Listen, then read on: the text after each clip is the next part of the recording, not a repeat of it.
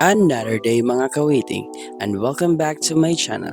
Pero bago po yan, don't forget to follow my Facebook page and subscribe to my YouTube channel at Zion King.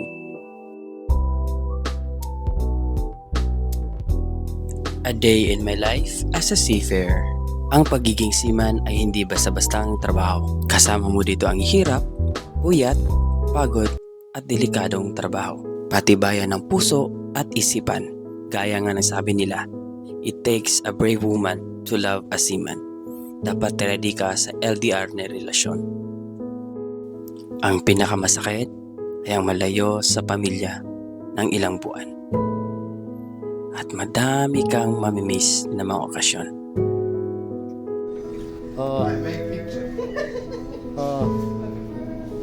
World peace.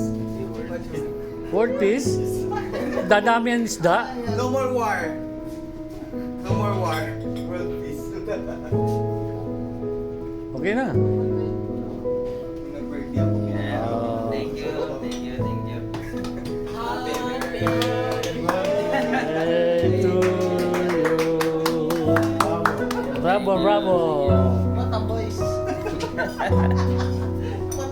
Oh, ayan na. Kukunan ko na yung lahat. Grabe. Oh, ayan na. Talaga. Okay. Okay.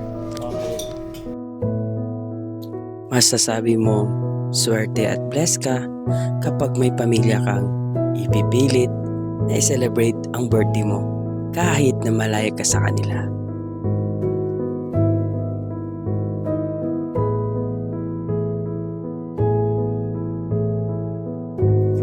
Mga tropang tunay na ipaparamdam sa iyo, espesyal ka at hindi ka nag-iisa sa karawan mo. Yan ang mga tropa na para mo na ring tunay na pamilya.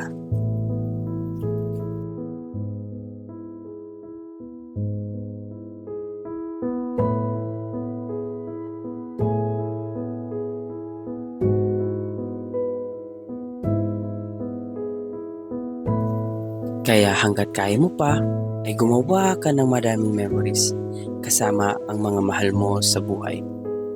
Kasi hindi natin hawak ang mundo. Hindi natin alam kung hanggang kailan lang tayo dito. At iparamdam mo sa kanila kung gaano mo sila kamahal. God bless your heart.